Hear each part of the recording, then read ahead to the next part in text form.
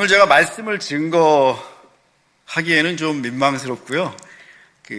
말씀으로 다가오신 하나님, 그리고 말씀을 통해서 커피 브레이크를 이끌어 오신 하나님을 같이 나누고 싶어서 이 자리에 섰습니다.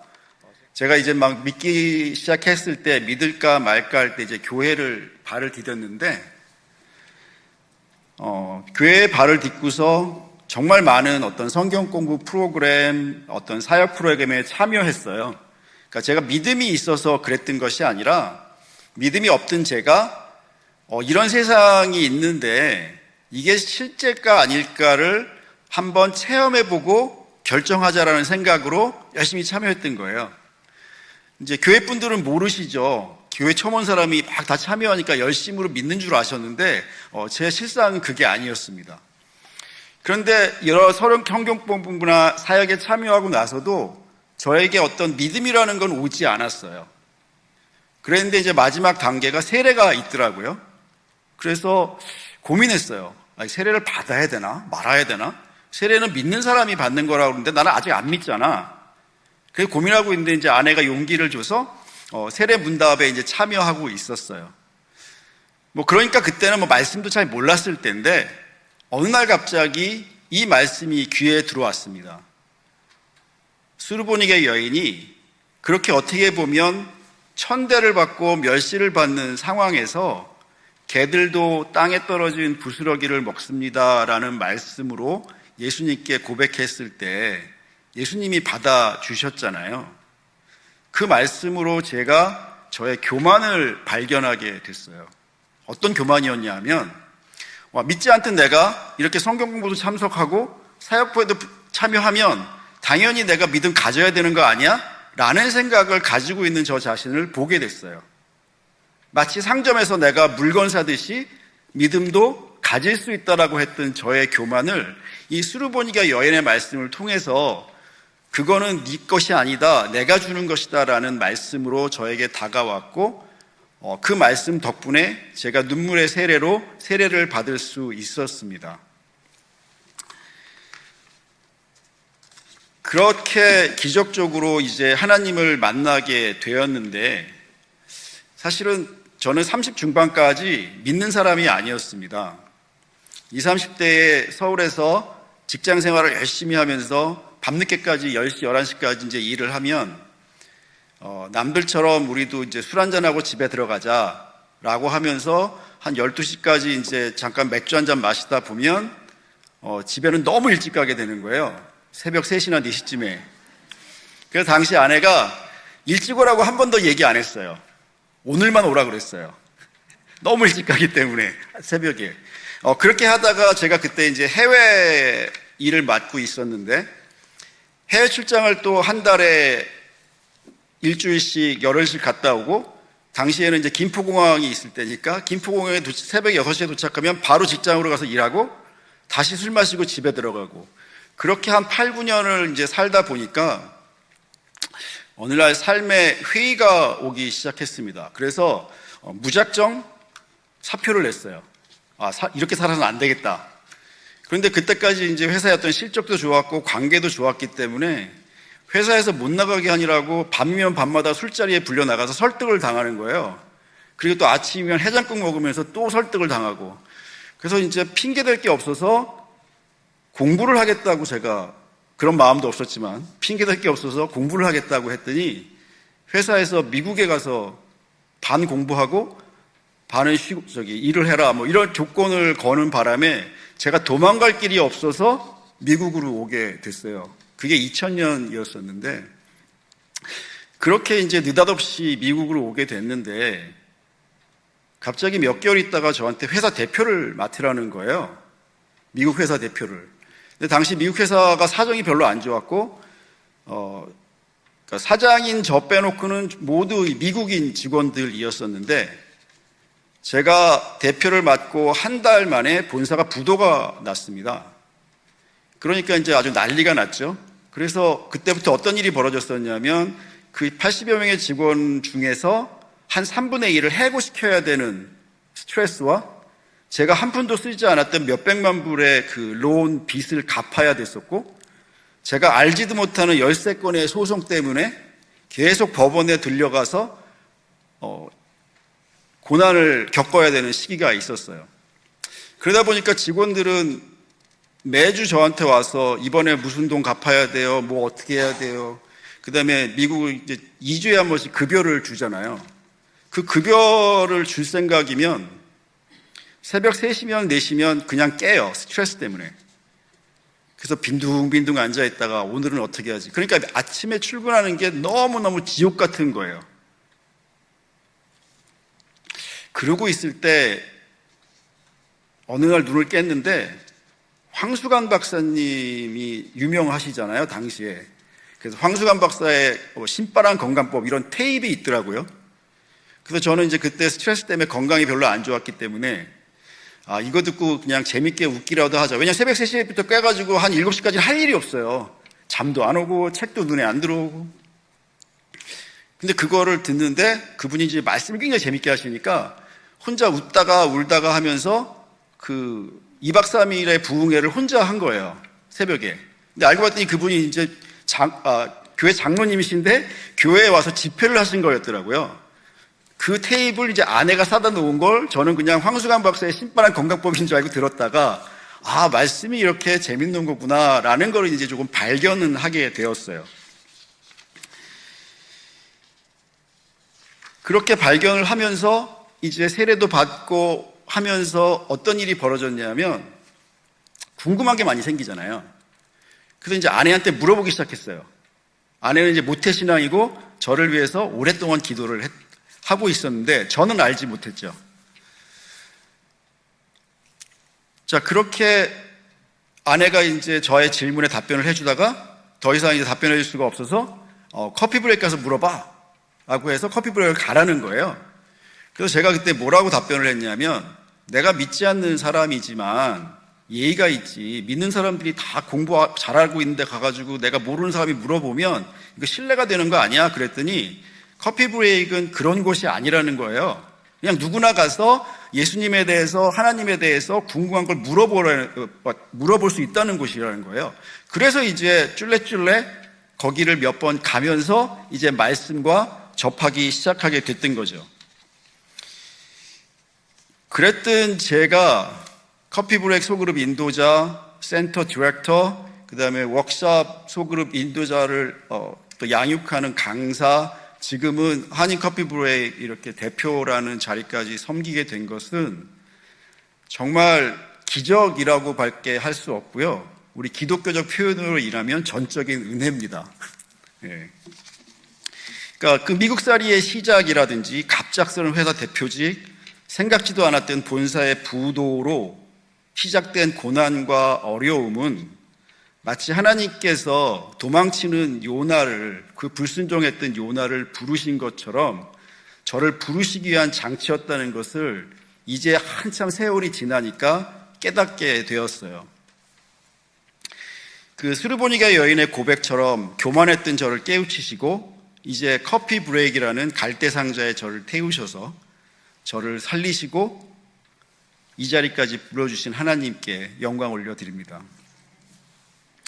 자, 그럼 커피 브레이크가 어떻게 시작했는지도 궁금해 하실 것 같은데요. 그 커피 브레이크라는 것은 1970년에 시작된, 그러니까 올해로 이제 54년이 되는 사역이죠. 한인이 받아들인 건 34년 전의 일입니다. 그 시카고에서 남쪽으로 약 1시간 정도 내려오면 홀랜드라는 소위 말하는 미들 오브 노웨어에 같은 어떤 작은 도시가 있는데 거기에서 그 엘빈 밴더 그라인드 목사님이라는 분께서 젊은 시절에 지금도 생존해 계세요. 그분이 젊은 시절에 정말 말 그대로 무릎 꿇고 기도하시면서 교회를 개척하셨어요. 그러니까 문자 그대로 정말 무릎 꿇고 기도를 하시는 게 믿지 않는 자들에게 복음을 전할 수 있게 해달라고 그렇게 이제 기도를 하시면서 교회를 시작하셨는데 당시 교회에 니바 이븐하우스라는 아주 젊은 여성 집사님께서 1:1 양육을 참 잘하고 계셨대요. 근데 1:1 양육을 한 명 하다 보면 사람이 너무 많이 늘어나서 양육하기가 힘들잖아요.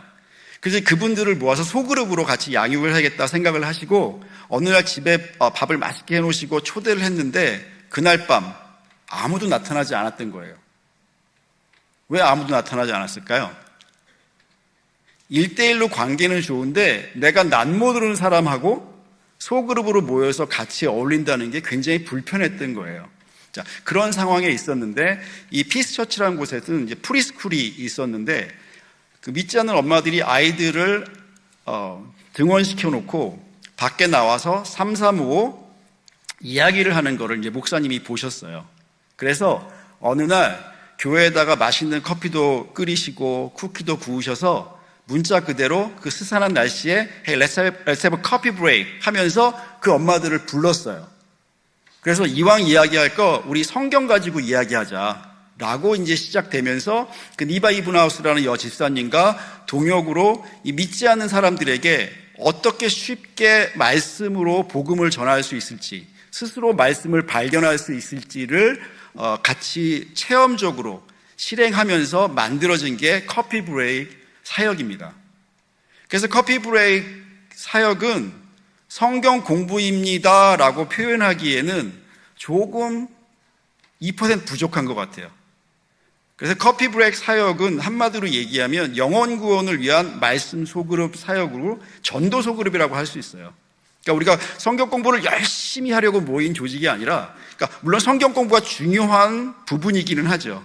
근데 성경 공부를 위해서가 아니라 성경 공부를 통해서 말씀대로 살고 복음을 전하기 위해서 커피 브레이크 사역은 존재합니다. 그 덕분에 제가 여기서 이렇게 간증도 할 수 있게 된 거죠. 거기에 또 놀라운 하나님의 역사는 어떤 건가 하면, 미국 분들이 이제 커피 브레이크를 시작하시고 한인들이 1990년에 이제 이 커피 브레이크를 받아들여서 사역을 하게 됐는데 한인들이 또 굉장히 열심으로 하시는 거예요. 저도 오늘 여기 이 특송하시는 분들이 다 커피 브레이크 하시는 분인지도 몰랐는데 깜짝 놀랐어요. 근데 이런 일이 미 전역에서 벌어지고 있습니다. 왜냐하면 하시는 분들이 뭐 저희가 다 보고하고 하시는 게 아니기 때문에 여기 가도 커피 브레이크 하고 계시다고 그러고 저기 가도 커피 브레이크 하신다는 분이 굉장히 많아요. 자, 그럼 어떤 일이 벌어지느냐? 예를 들어서 어떤 사모님께서 커피 브레이크 소그룹에 하고 계신데 어느 날 그 배우자가 해외로 나가시는 거예요. 그럼 또 본의 아니게 같이 선교사가 되시잖아요. 그럼 여기서 하시는 커피 브레이크 소그룹을 가지고 선교지에 가서 하시고 또 그 선교지에서 다른 선교사님들과 같이 커피 브레이크를 하시면서 하나 둘씩 퍼지기 시작해서 지금은 33개 국가에서 55개 교단 이상에서 이 커피 브레이크라는 방법을 통해서 복음이 전해지고 있습니다.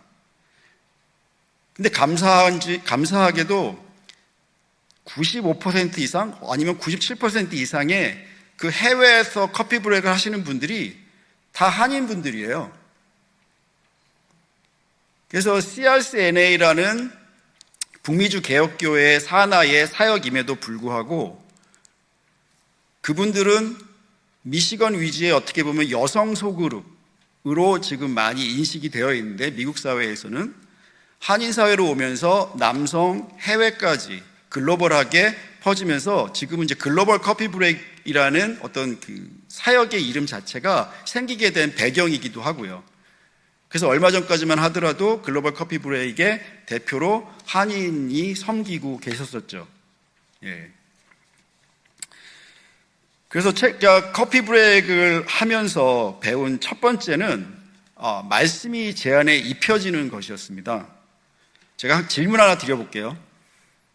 지난주에 설교 말씀 얼마나 기억하세요?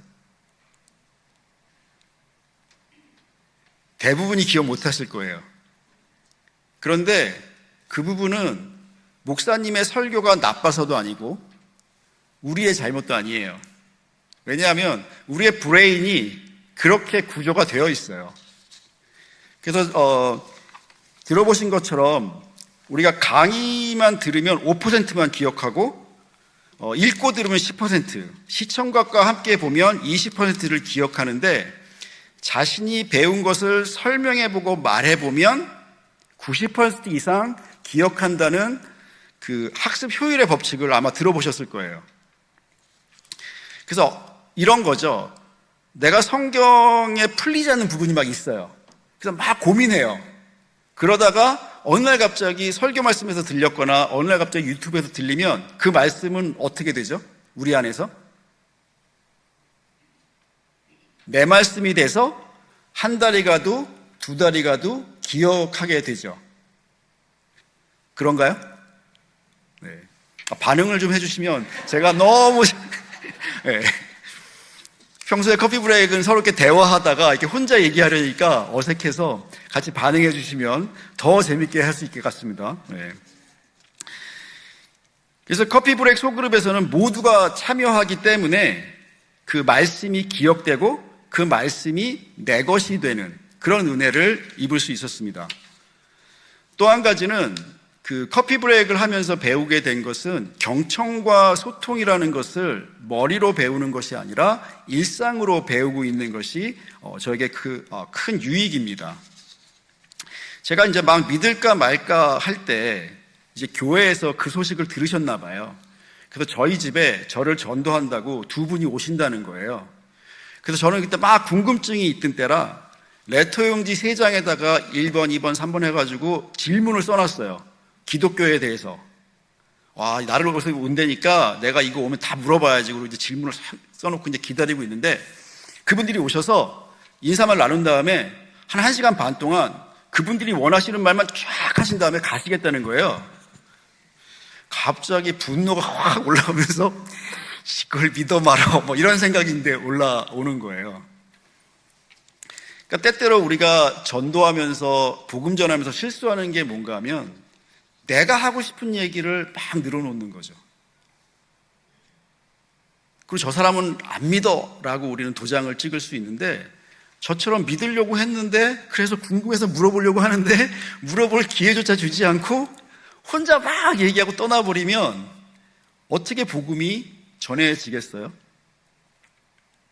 근데 커피 브레이크에서는 성경을 전혀 모르는 저 같은 사람도 모르는 거에 대해서 계속 질문하고 답변을 받다 보니까 말씀에 저절로 가랑비에 옷 젖듯이 젖게 되더라고요.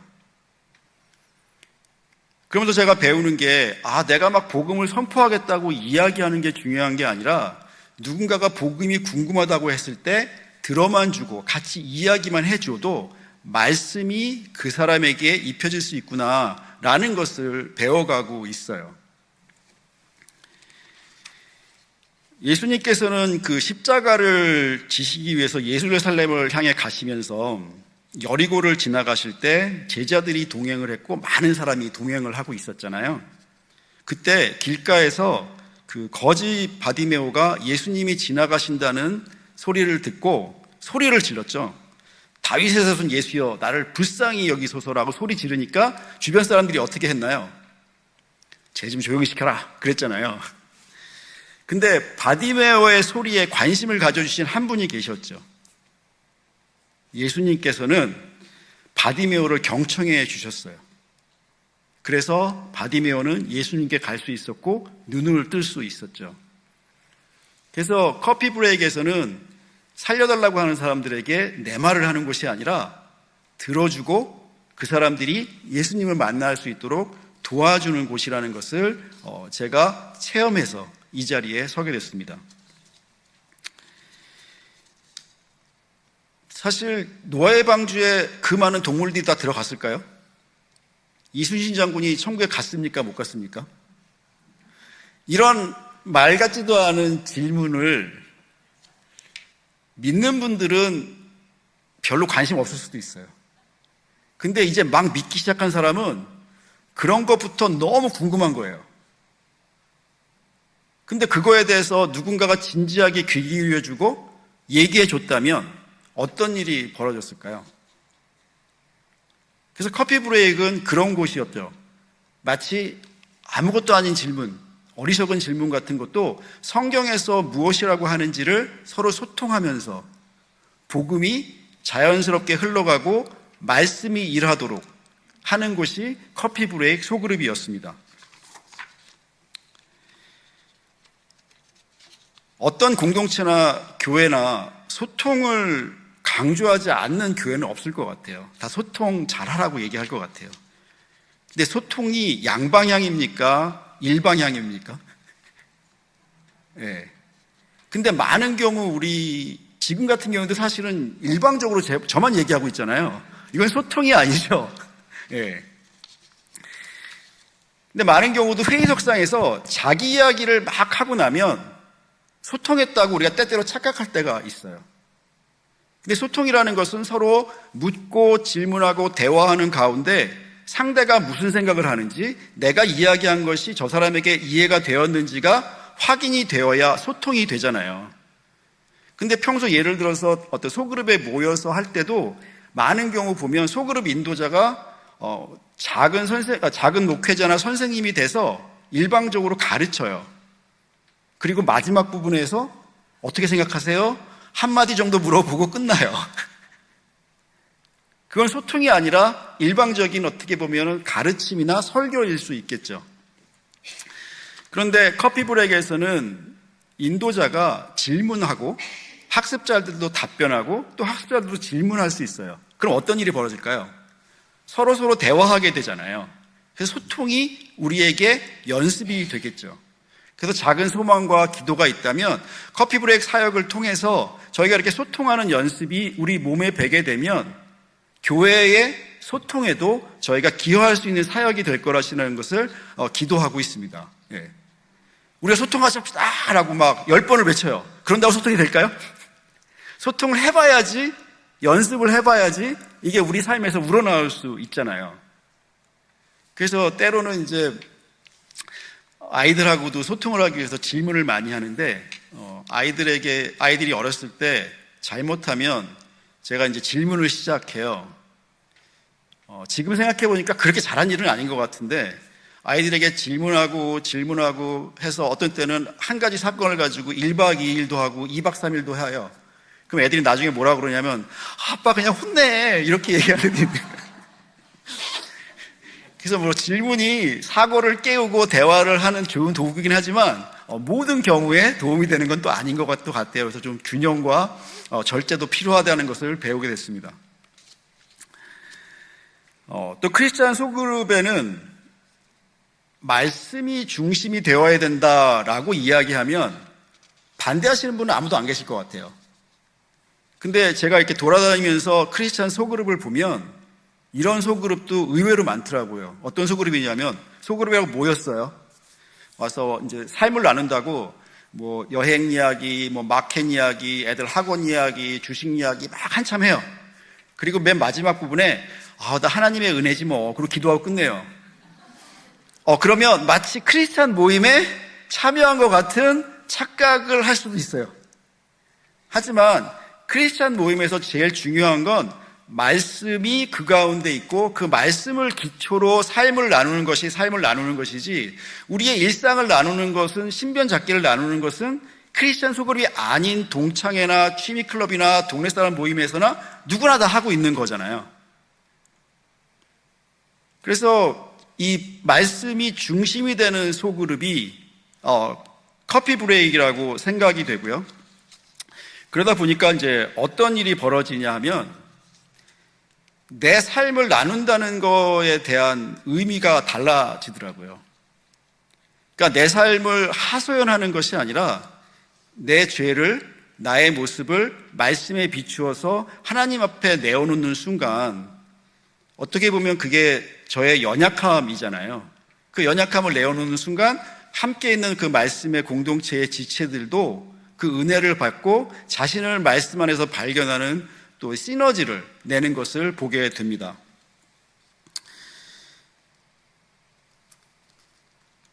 이게 또 왜 중요한가 하면 일상에서 저를 이제 전도하셨던 많은 분들이 제가 이제 그때 물어봤어요. 처음에 크리스찬이 되면 뭐가 달라요? 그랬더니 모여서 정기적으로 말씀을 보고 삶을 나눈다는 거예요. 그러니까 지금 생각해보니까 소그룹 하신다는 뜻이었던 것 같아요. 근데 한 10년쯤 지나서 보니까 저만 하고 있는 거예요. 특별히 전미의 한인교회가 비슷한 동향인데요. 여성분들은 가만히 놔둬도 알아서들 뭔가 모이세요.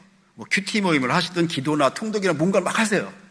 근데 남성분들은 거의 자발적으로 모이는 모임이 커피 브레이크 모임이 아니더라도 매우 드물어요. 왜 그럴까요? 그래서 물론 천국 가면 여성 남성이 구별이 없다고 그러지만 가서 구분해 보면 대부분 여성이 아닐까? 그렇게 상상도 한번 해봐요. 예. 그래서 커피 브레이크는 성경 공부 프로그램이라고 하기에는 조금 어렵습니다. 왜냐하면 대부분의 프로그램은 몇 개월, 1년, 2년이면 끝이 나요. 근데 커피 브레이크는 무엇을 가지고 하나요? 말씀을 가지고 하죠.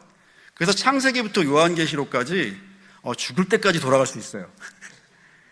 그래서 우리는 경쟁하지 않습니다.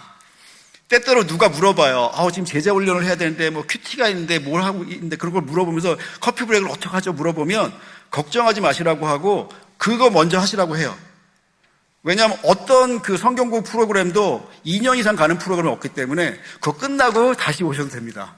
그래서 우리는 경쟁을 무엇이랑 하는 것이 아니라 말씀을 누군가가 만나고 그 말씀에서 누릴 수 있도록 또 복음을 전할 수 있도록 하는 사역이기 때문에 어떤 거랑 컴피티션 할 필요가 전혀 없죠. 네. 때때로 이제 제가 이렇게 커피 브레이크를 지금 한 지가 2000년 초반부터 이제 믿기 시작했을 때부터 거의 했으니까 횟수로 이제 막 23, 4년쯤 되겠네요. 그럼 많은 분들이 저한테 대단하다고 말씀하시는 분들이 있어요. 어떻게 이렇게 오래 할 수 있냐고. 혹시 1년에 52주잖아요. 52주 예배 중에서 몇 번이나 드리세요? 대부분 52번을 다 드리실 거예요. 그럼 그때 내가 주의를 잘 지켰다라고 우리가 과연 말할 수 있을까요? 이런 말씀 하시죠. 내가 주의를 지킨 것이 아니라 주일이 나를 지켰다고. 그런 것처럼 제가 커피 브레이크를 열심히 20몇 년 동안 한 게 아니라 커피 브레이크를 열심히 따라가다 보니 이 말씀 모임이 저를 지켜주고 있는 것을 발견하게 됩니다. 사실 우리는 매일 넘어지고 매일 낙담하고 매일 힘들잖아요. 근데 일주일에 한 번 오는 주일 예배는 너무 목말라요. 그래서 주일 예배 중간에 우리가 말씀으로 모이는 이 말씀 모임에서 이 만나를 먹는다면 그렇게 매일 넘어지고 연약하지만 그럼에도 불구하고 주님 손에 붙잡힐 수 있는 그 확률과 기회가 더 많아지지 않을까요? 네. 자, 그럼 이렇게 우리가 말씀으로 열심히 모이는 이유는 뭘까요? 정말 말씀을 공부를 열심히 하려면 신학교에 가는 거나 아니면 목사님께 1대1로 성경 공부를 같이 하는 게 훨씬 도움될 수도 있어요. 안 그럴까요? 정말 말씀 공부만 열심히 하려고 한다면 학식적으로. 그래서 우리가 커피 브레이크라는 소그룹 모여서 말씀을 보는 이유는 말씀을 알 뿐 아니라 말씀대로 살기 위해서 함께 하고 있습니다. 그럼 말씀대로 함께 한다는 것은 다른 모습으로 본다면 복음을 전파하고 전도하는 거겠죠. 예. 제가 믿음을 갖고 이제 전도에 대해서 막 눈이 띄어갈 때 그 대한항공 기장이신데 항공 선교사라는 이제 닉네임을 가지신 분이 교회에 와서 집회를 하셨어요. 그래서 사이판인가를 착륙할 때는 기체 불안으로 막 흔들리고 나니까 기장이 방송해가지고 200 몇 명을 한꺼번에 다 전도했다는 얘기부터 하셔서 평생 10,000명을 전도하셨다는 거예요. 그래서 이제 그런 전도 집회가 끝나고 나면 분위기가 정해져 있잖아요. 불 좀 끄고 손 들라고 그래서 이제 한 명 전도할 사람, 10명 전도할 사람 이렇게 이제 불러 일으키잖아요. 저도 이제 막 마음이 뜨거워져서 10,000명에 나도 도전해볼까? 이런 생각이 드는 거예요. 그래서 이제 1명 할 때 가만히 있다가 10명 할 때 가만히 있다가 나 몇 명에 흔들지 일어나지 막 생각하고 있는데 속으로 갑자기 산수가 되는 거예요. 10,000명을 전도하려면 얼마의 세월 500명씩 1년에 해서 20년이 걸려요. 그럼 안 되겠다. 1년에 300명씩 하면 30년인데 그래도 1,000명 남네. 그래서 이거 10,000명은 안 되겠다 싶어서 10,000명의 마음이 뜨거웠지만 1,000명에 벌떡 일어났어요. 근데 이미 100명까지는 웬만큼 일어났는데 1000명 전도사님이 일어나려니까 그 본당에 한 서너 명밖에 안 일어나는 거예요. 그때 이제 시선이 다 쏠릴 거 아니에요. 그래갖고 저는 그때 몰랐는데 지금도 이제 가끔 어떤 분들이 저한테 물어봐요. 1000명 전도 몇 명 됐어? 그래서 저는 와, 이 사람이 저를 그때 보고 지금도 이제 가끔 물어보는 거예요. 그때마다 가슴이 뜨끔뜨끔하죠. 근데 이제 그때 아내가 저한테 뭐라고 얘기했냐면 당신 1000명 전도는 군부대나 교도소 가지 않고서는 안 될 것 같아. 그랬거든요. 저도 그럴 것 같아 라는 생각을 하고 있었어요. 근데 팬데믹 때 놀라운 일이 벌어졌습니다. 팬데믹으로 모든 것이 막힌 것 같았을 때 저희가 이제 온라인 소그룹을 구성하고 온라인으로 양육 과정을 만들면서 쭉 나중에 다시 돌아봤더니 1년에 거의 한 1000명씩을 양육한 거예요. 그것도 이 지역뿐만 아니라 이제는 정말 미드로브 노웨어라고 하는 미국에 우리가 들어보지도 못한 도시에도 다 한인 교회들이 있는데 거기에 분들, 그 다음에 해외 분들까지 다 들어오시면서 1년에 거의 1000명씩 양육을 하게 됐고, 제가 2009년부터 이 워크숍 인도자로 섬기고 있는데 대략 계산을 해보면 지나가신 분들이 한 5000명쯤 되는 것 같아요. 그럼 5000명 다 말고요, 아주 보수적으로 잡아서 10%, 500명만 잡아보는 거예요. 그 500명의 소그룹 인도자들이 했던 소그룹에서 적어도 한두 명씩은 전도가 되지 않았을까요? 그래서 저도 모르는 놀라운 방법으로 하나님은 정말 될까 싶었던 이 서원도 들어주시는 하나님을 보게 되면서 역시 전도와 복음 전파는 내가 하는 게 아니구나 라는 것을 배우게 됐습니다. 네. 전도와 선교가 중요하다고 모든 교회에서 그래요. 그리고 우리 선교도 자주 나가요. 근데 선교에 대해서 다시 한번 생각해 보게 되는 게, 우리가 중남미나 아프리카나 저 아시아의 그 소위 말해서 오지라고 하는 곳으로 이제 많이 선교들을 가잖아요. 그 개념을 공간의 선교라는 개념으로 한번 생각해 보는 거예요. 하나님이 공간과 시간과 인간을 창조하셨잖아요. 그럼 오지로 가는 건 물리적으로 공간의 선교라면, 또 선교가 언어가 다른 사람들에게, 언어와 문화가 다른 사람들에게 복음을 전하는 것이 선교라면, 우리 2세들은 우리와 언어와 문화가 달라요. 그죠? 그럼 그들에게 우리가 이 커피 브레이크라는 말씀 전하는 도구, 말씀 나누는 도구를 전할 수 있다면, 그리고 함께 말씀을 나눌 수 있다면 우리는 어디서나 시간의 선교사가 될 수 있지 않을까요? 꼭 오지로 날아가는 공간의 선교사가 아니라. 또 커피 브레이크 입장에서는 제가 보기엔 남성과 청년들이 선교지예요. 왜냐하면 남성들이 가정의 재산이라고 하시지만 자발적으로 말씀 보러 나오시는 분들이 굉장히 드물거든요.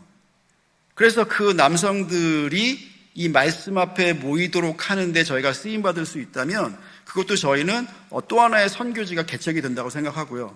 그래서 다음 세대에게 전해지는 이 시간의 선교사와 또 이 다른 마치 교회 안에 있지만 함께 할 수 없는 분들 같은 이 남성분들이 이 말씀 앞에 나오게 한다면 그것도 또 하나의 선교지를 저희가 개척하는 선교사가 될 수 있다고 생각합니다.